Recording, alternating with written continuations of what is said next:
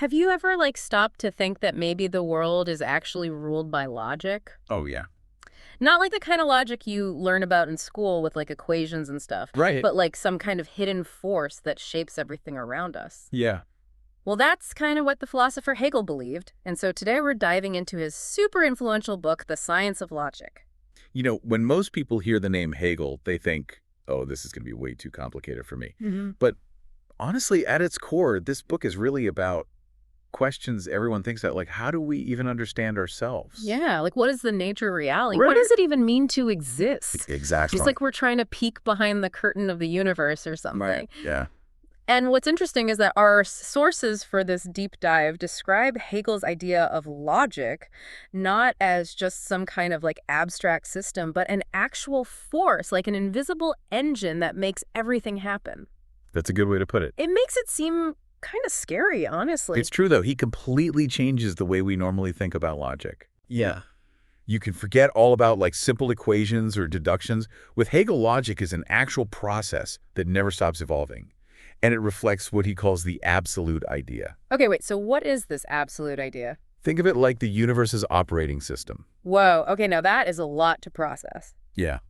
Before we go too far into the Mapers here, I think we need to set the stage a bit. Okay. Because we're dealing with some pretty heavy philosophical concepts today, like being, nothingness, become... Yeah, it's like a philosophy party that got out of hand. Exactly. So to help us navigate this insane terrain, our source actually breaks the book down into 3 main sections. Okay, I like that. So it's like we're about to climb a philosophical mountain. I'm ready. The first base camp is the doctrine of being. Correct. Then we ascend to the doctrine of essence. Nice. And finally, we reach the peak with the doctrine of the notion. I love it. How are you feeling about this climb so far? I'm feeling good, but I think I need to hit the philosophical snack bar soon. Yeah, for sure. So let's start with this first base camp, the doctrine of being. Okay. This is where we have to confront these kind of mythical concepts, being and nothingness. Right. But here's what I find interesting. What's that? Our source makes it clear that Hegel doesn't see being and nothingness as like opposites. Yeah. He thinks they're locked in this constant back and forth, always pushing and pulling on each other. They can't live with each other. Yeah, exactly, but they can't live without each other. Exactly. Which actually, when you think about it, makes it a lot more dynamic than it sounds at first. Absolutely. So how does that work exactly? So imagine being, like, in its most basic form. Okay, It's just this raw, undefined existence. I think I get it. And that's where nothingness comes in. Okay. Not as emptiness, but as this force that's like, hey, if you're really going to be something, Yeah. you better figure out what that is. So it's pushing being to define itself? Exactly. It's like nothingness is the ultimate life coach. That's one way to look at it. Being can't just sit around being all vague. It's got to become something more. I like that. I should get that on a t-shirt. You should. But really, how does this actually work? Well, it's from that tension, that push and pull between being and nothingness. Yeah. That's where becoming comes in. Oh, right. This constant process of transformation. Yeah. Always in motion, always evolving. That's actually really interesting to me because it's not just some like abstract idea. Right. This is happening to us all the time. It's true. You're not the same person you were 5 years ago, right? Exactly. I mean, hopefully not. Hopefully not. But you get what I mean. I do. Hegel would say that's becoming an action. Right. And it's how we become who we are. Exactly. And that journey, that constant becoming, that's what takes us to the next level of Hegel's mountain.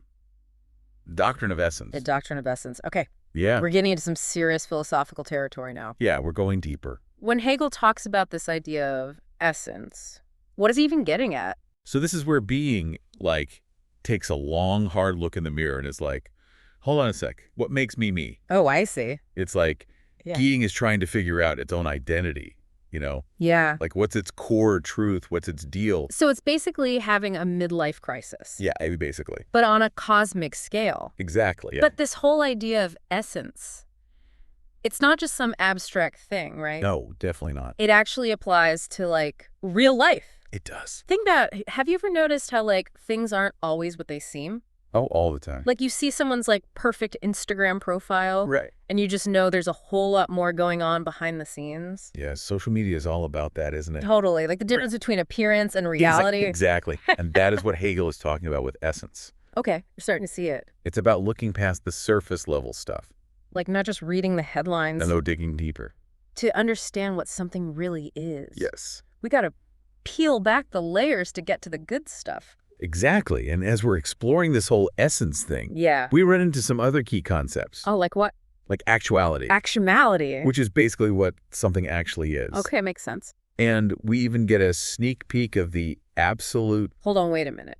Right. We've got essence, we've got actuality, and now you're throwing the absolute into the mix. I know, it's a lot. Can we break that down a little? Okay, yeah. So think of the absolute as like the summit of that philosophical mountain we're climbing. Okay. The ultimate reality behind everything. The big enchilada. Exactly. We're kind of circling around it this whole time. Yeah.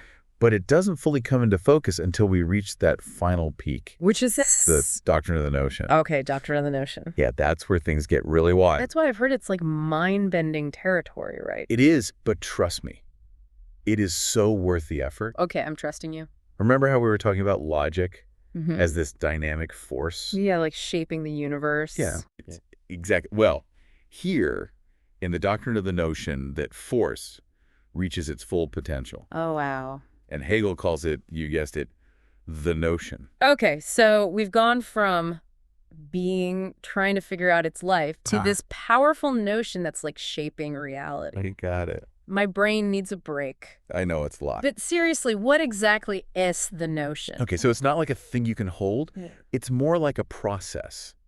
Like the process of thought becoming self-aware. Okay. Understanding its own power to change reality. So it's like realizing that your thoughts, your ideas can actually make a difference in the world. That's a really good way to put it. That is a really powerful thought. Yeah, it is. It's not just about thinking about the universe. It's about realizing that we actually have a role to play in how it all unfolds. Exactly. And this is where Hegel's ideas get really relevant to our lives. Okay, how so? He's not just talking about some abstract philosophy here. Right. He's talking about the power we all have to shape our own reality. I like the sound of that. Right. This is where it's exciting for me, but hold on. What? How does Hegel connect this whole grand system, this notion, back to us as individuals? That's a great question. And to answer it, he introduces this really interesting concept. Yeah. It's called being for self. So being for self is basically like how we define ourselves through all the things we do. Okay. Our relationships, the fact that we're always changing and becoming something new. Right. We're not just these static beings. No, definitely not. We're always evolving, always creating ourselves through every choice we make. That makes me think of that quote, "We are the sum of our actions," or something like that. Yeah, exactly. But I think it's even more than that. What do you mean? It's like we're constantly writing our own stories with every decision we make. I love that. Yeah. And that actually connects to another really important thing Hegel talks about. Okay, what's that? The role of reason. Reason. And I don't just mean sitting around thinking about random stuff. Right. For Hegel, reason is an actual force that shapes the world. So everything around us, Yeah. from the invention of the wheel to big social movements, Right. all that comes from this evolving dynamic reason he's always talking about. You got it. So you're saying that our careers, our passions, all that stuff, it's not just random. It's all connected. It's all driven by this unfolding reason. Yeah. Okay, that is a pretty mind-blowing thought. It is. But if this absolute idea, this grand plan is behind everything, Yeah. does that mean we're really free? Freedom. Yeah. The million-dollar question, right? Right. That's what everyone wants to know. Exactly. Well, Hegel doesn't see freedom as something that we're just given. Okay. It's not like a birthday present or something. So we don't just get to kick back and enjoy. Not exactly. Okay, so how does it work? Hegel says that we achieve freedom. We achieve it. Yeah, through our own development. Okay. Through reason and through really understanding ourselves. It's not a destination, it's a journey. You got it. It's about constantly striving to become more self-aware. So we're not just handed freedom on a silver platter. Nope. We have to work for it.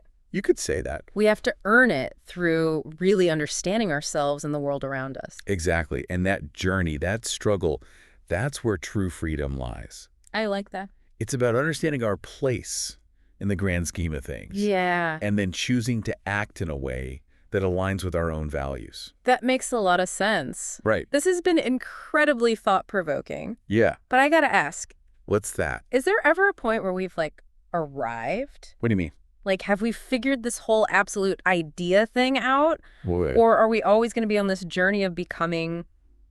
That is the beauty of Hegel. What do you mean? He doesn't give us all the Yeah, answers. really. No, he leaves us with even more questions. So frustrating. I know, right? But also kind of amazing. It is. It's like he's challenging us to keep searching, keep exploring. Exactly. And you know what? What's up? Our source actually points out that the science of logic, Yeah. it's just one piece of the puzzle. Really? Yeah, Hegel connects it to his other books too, Like what? especially the phenomenology of spirit. Okay. He's suggesting that this journey of understanding, it never really ends. So even after climbing to the summit of the science of logic, Yeah. we're really just getting started. Exactly. Wow, that's both exciting and terrifying at the same time. It is. Well, listeners, we've reached the summit of our Hegelian climb for today. We made it. We unpacked some pretty complex ideas, We did.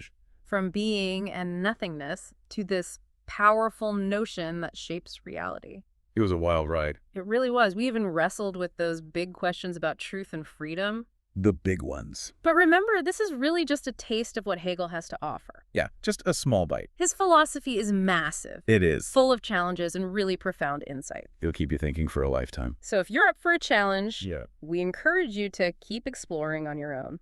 Okay. Definitely. Pick up a copy of The Science of Logic.